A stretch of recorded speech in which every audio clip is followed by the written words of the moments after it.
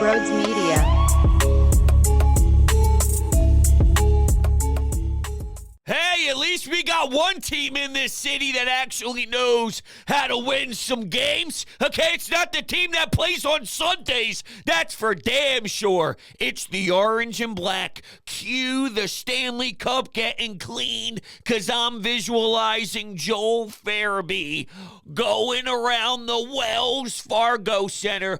Mwah! Mwah! Mwah! That's Joel Farabee kissing the cup with 20+ thousand screaming. 9-game point streak. Okay. Carter Hart is sick.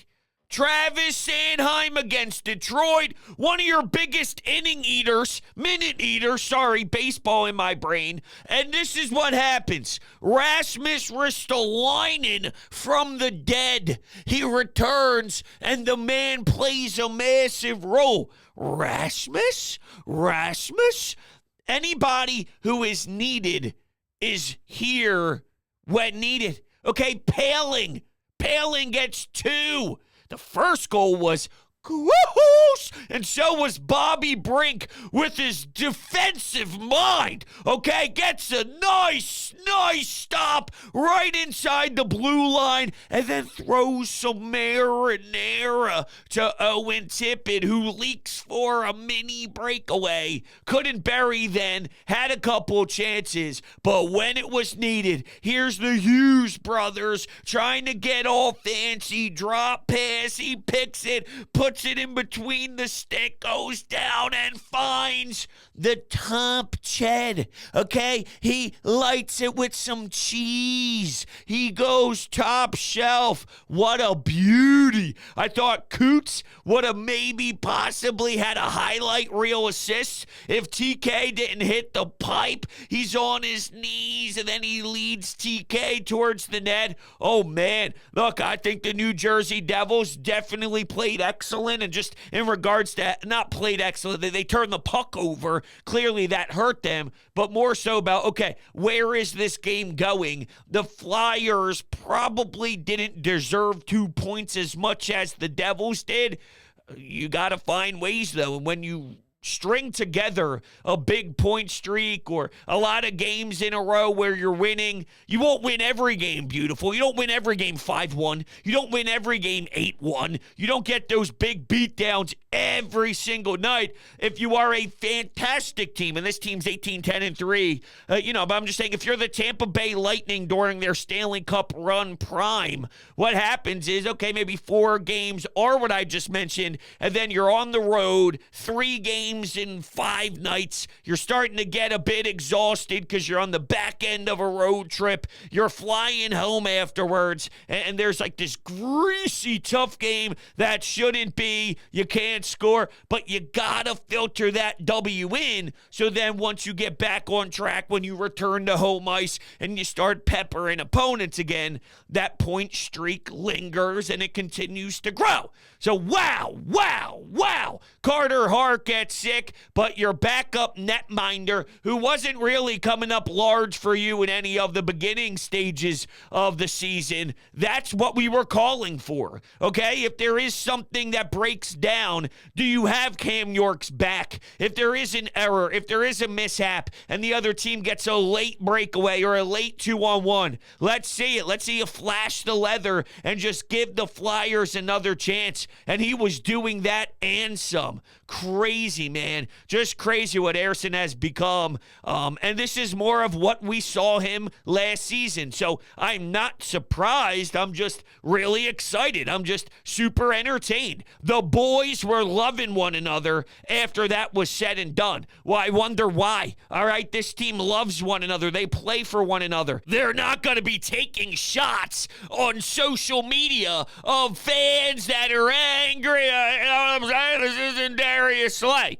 This isn't A.J. Brown. This is Coots. This is Joel Farabee. Joel Farabee's pass to Paling Oh, was that not sick? That was sick! I couldn't believe Paling was even ready in prime position to let it rip. I love how they play. I love Torty behind the bench. I love the core. I love how they perform. I don't know. But Owen Tippett knows how to score goals in big moments, knows how to score in overtime. Dude, did they get away with one? Was Rasmus getting away with one in the early stages of the overtime? I don't know. He did have a costly mistake in the beginning, but this team was fighting from behind. They showed that they can do that. Earlier this season, what was the knock? If they don't score first, they're screwed. Well, they fixed that problem. Now they're down, they tie it. Down, they tie it. Then they go win. That is so important, and it's an intangible. They're not giving up. They're grinding. Cam Atkinson gets in on the forecheck. Look, the last we spoke, it was the 5 of 6 points on the road, right? So Cam Atkinson against the Washington Capitals when Bobby Brink had a silky shootout move with great patience and poise. He also netted the first goal of the game. But when they go to overtime, Farabee had a wraparound goal because Cam Atkinson gets in on the forecheck. Owen Tippett scores with just under 3 minutes to go. That was another example of we are down, and against a Metropolitan team, those points are so valuable. You need it. Getting one is great. You gotta get two. If you want to leak into some separation, you have to start getting two. And they're doing that at a high clip, and they're doing it when they are down with a little bit of time to go. Let's throw pucks on net. Okay, we're at the blue line, but let's throw a wrister at it and let's see what happens. Let's get some traffic in front of the nets. They can do it in different ways. So they get a nice bounce against the Detroit Red Wings, right? You go up 1-0. Guess what happened after that? Shut down hockey. And the final shift of the game, guys are diving in front of the crease. Guys are taking shots off the shin pad. They're dropping like flies. You know that they're feeling pain afterwards when they're at home playing with their kids. They got a big fat black and blue mark on their calf. Of course they do. They had 6 block shots. I'm talking each. I'm talking let's rip through 3 or 4 guys in the lineup, and you can absolutely see nights 4 block shots, 5 block shots. They're willing to do anything. Get the puck out of the zone with a couple seconds left. Shane Gostisbehere takes a penalty. He trips it. I love the fact that happened because for some reason I have to fight with some of the fans that claim that Shane Gostisbehere is such a lethal weapon that the Flyers screwed everything up with him. No, he didn't work here, and he's been bouncing around other teams. Okay, there's been a bit of resurgence, but let's calm down with the Flyers screwed Shane Gostisbehere. That guy had every chance, every opportunity. He had a lot of ice time, and there's limitations in his game. Who cares? Who cares about Shane Gostisbehere? The love for him over the last 3 games. I get it. He came onto the scene. It was a lot of fun. The bar was set high. Then there was some trouble, some with some coaches, some D-zone. There was a lot of pieces that didn't fit. Okay, and for the whole Flyers were failing, and Provorov's a bad guy, and Kevin Hayes and Yandel, and whatever was happening with relationships in the room, it didn't gel. I'm not knocking the gelling from a personal standpoint. I think everybody in the room over the years had a good friendship with Ghost, but sometimes it's just time. It was time for Ghost. I'm sorry. I'm looking at the last few games that we haven't really tackled yet, and that was something that bothered me. This whole Shane Gostisbehere, oh God, all right, whatever. Not the point. The point is, the team as currently constructed, they're getting a lot of contributions from a bunch of different players, and some guys are going to have to be moved down in a lineup. Sometimes Cam Atkinson won't get the playing time that maybe he feels as a top 6 forward he deserves on a given night. Maybe Paling gets some extra shifts. It doesn't matter how. Their excitement speaks for itself. Their brotherhood, their togetherness, it's rare to find that, and the room is so secure right now. It's definitely bleeding onto the ice. I've been in locker rooms like that where it truly is a real family. There's not one person who is an outlier, and it's hard to find that, especially in professional sports when ego comes into play. Here's TK just chirping. What a pass to Paling for his second goal. But he scores. He's yapping. He's barking. TK, man. TK's just fucking awesome. He's just fucking awesome. I love watching TK. Just doesn't shut up, backs it up with scoring, backs it up with just fantastic passes to the backside. How do you not love what the group is doing? This is why when there's not so much haters, but there were some that thought John Tortorella isn't right now. Oh, he benches someone like Morgan Frost. Shut the hell up. Rasmus Ristolainen's out here saying, I wish I was playing with this guy and for this guy since I first cracked into the league. There's so many more people who appreciate Torts, and he grinds your gears, and he gets on you. But even TK, like, this is an example of Tortorella isn't as much of an ass as you think, because everyone thinks that if you don't play this way, if you don't play Tortorella's way, you're never getting ice time. And in fact, I think this year is telling you the complete opposite, because sometimes you have to realize that this player is special. And Travis Konecny doesn't do all the things that John Tortorella likes. There's sometimes that he wants to scream at him, grab his jersey, get in his face, sit his ass down, but he realizes that that's just not part of his game. And maybe that is a learning experience, dealing with Pierre-Luc Dubois, dealing with in Columbus, Patrick Laine. But at the same time, his resume speaks for itself. And there's so many guys in the room that have so much love and appreciation for what Tortorella grabs out of them. Then there are the one or two examples of, well, why didn't he play for a third period? And I don't think that it's bad necessarily to bring that up and say you disagree. For example, I like what John Tortorella has done here, but it doesn't mean every decision is my favorite. It doesn't mean every decision is great. The game where, was it Hathaway who got kicked out of the game and Joel Farabee was benched, so now you're down 2 forwards and all that. I think it was Hathaway. It was one of your bottom 6 guys. And for example, I thought you were putting your team in a tough position because they're getting worn down as you reach midway through the third, and it would be lovely to have someone with the conditioning of Joel Farabee throughout those 40 minutes that his pants were glued to the bench. I don't love everything, but it's clear that he's willing to adapt. And if you have the special if you have a fantastic skill, sure, there might be moments, but don't let the negative outweigh the positives of John Tortorella, and he's doing an amazing job. They're 18-10-3. 18-10-3. It's somebody different all the time, and they're doing it without a power play. Just want to make sure that that's highlighted again, without a power play.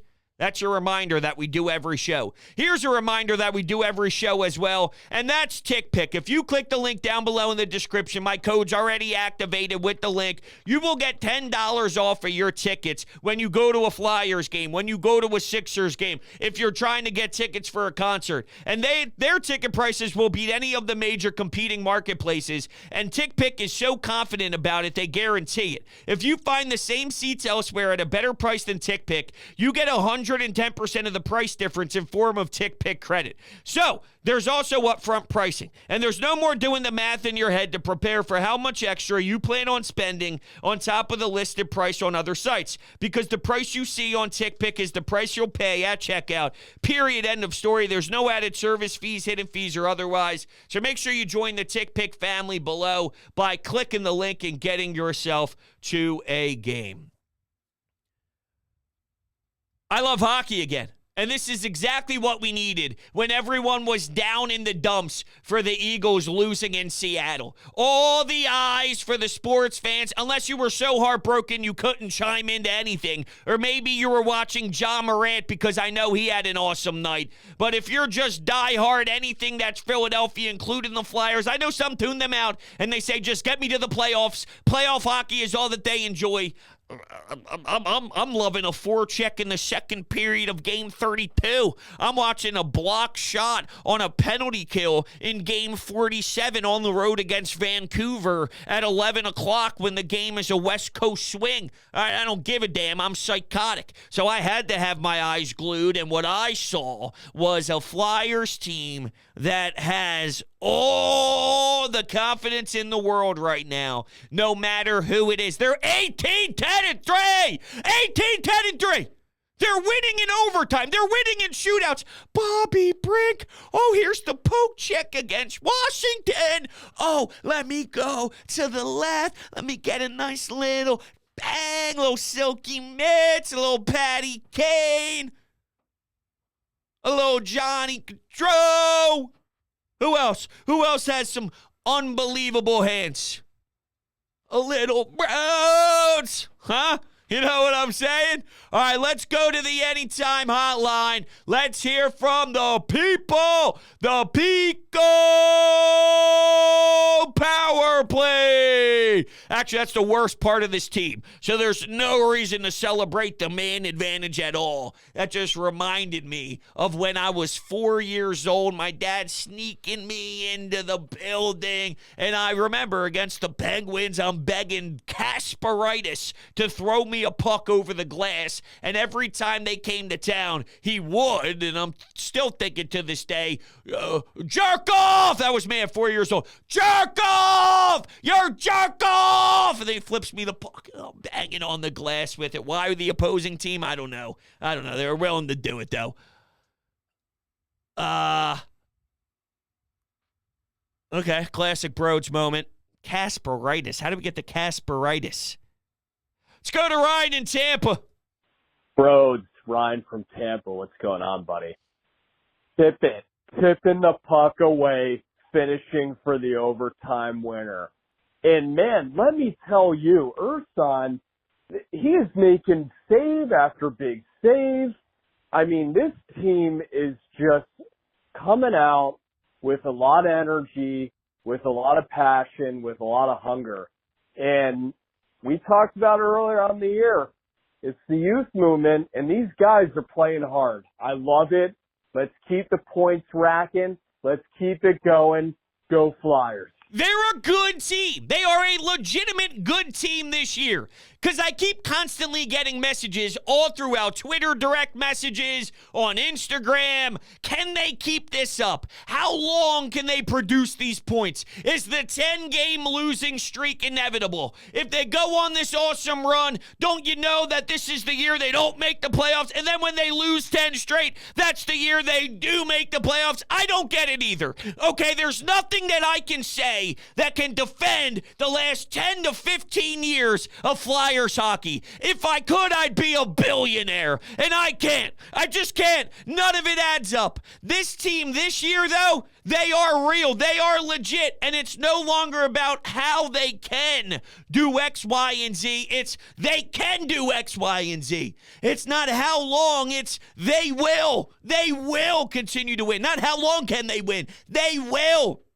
Coots coming back. It really helped everyone else get plugged into their place. You needed a 1C. You needed someone heavy on draws. You needed a super smart player and someone who can not only shut down others, but also score. It's not as if it's a one-dimensional player. He's great in the D zone. He's great at winning draws. He's great at winning draws and he's great at winning draws plus. You're also getting crazy production from 1C. Unless you're plugging all sorts of crap on your first line. Like, everything gets bounced around, and guys, you should be playing on the right, play on the left, and third liners are playing second line and sometimes even first line because you're so desperate, and what you thought would be your first liners are failing so much. You got to try and find a spark. So now bottom six are playing top six. It sucked. It sucked. It sucked. This doesn't suck.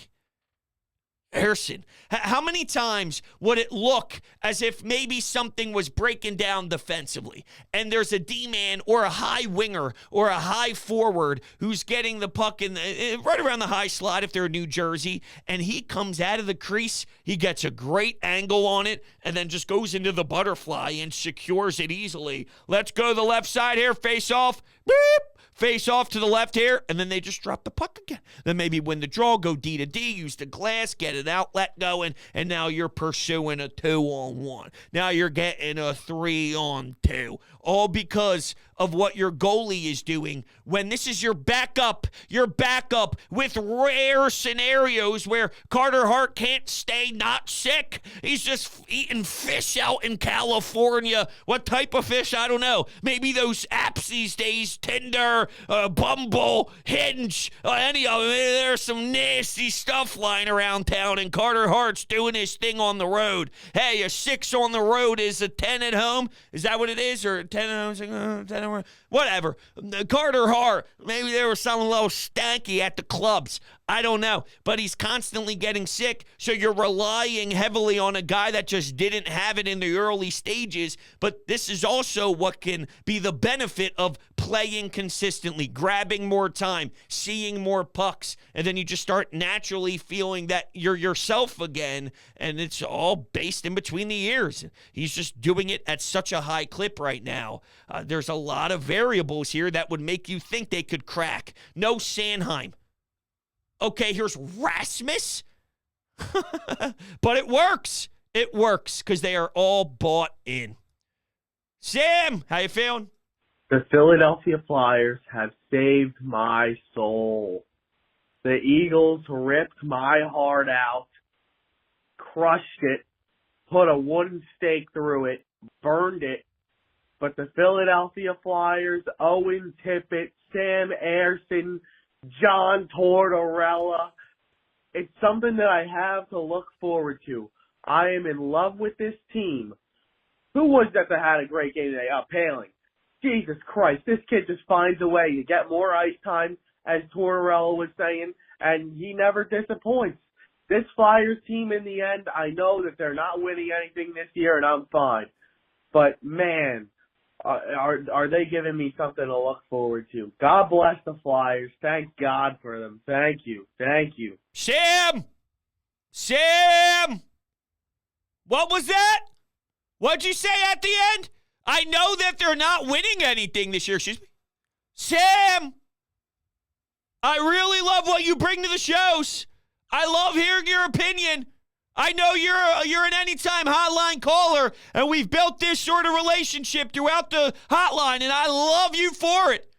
But Sam, don't you dare. You cannot put a ceiling on this team. It's hockey. The St. Louis Blues won a Stanley Cup when they were one of the worst that season. They turned it around. The Boston Bruins had a historic regular season last year, and they can't do a damn thing in the playoffs. The Montreal Canadiens a few years back slipped their way into the Stanley Cup Finals. I am not ruling anything out with this group right now. I am not.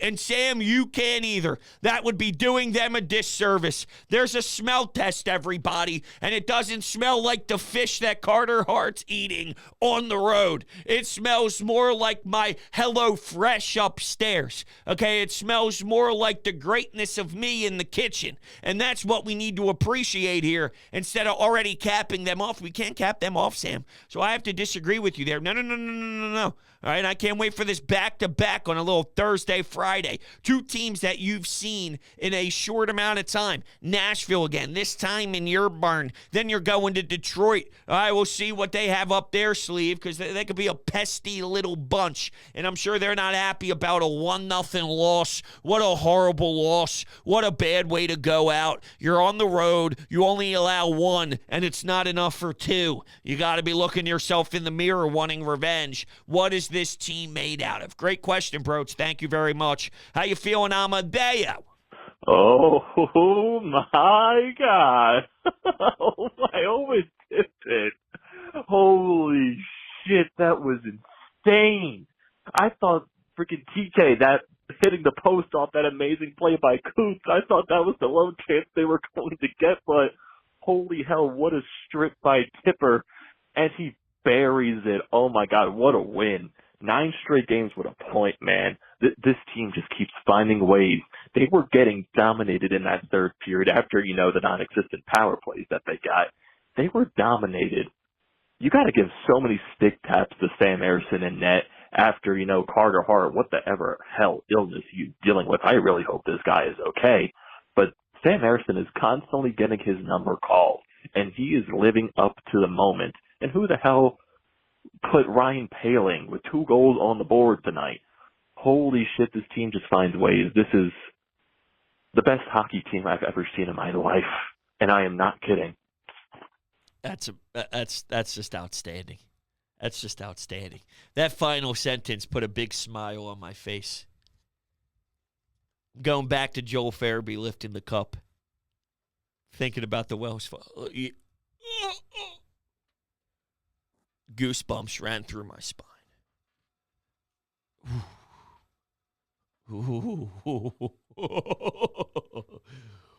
What a world. All right, everybody, I love you guys to death. We'll be talking soon. I'll see you guys maybe after this little doubleheader we got in regards to the orange and black. Love you. See you on the next one.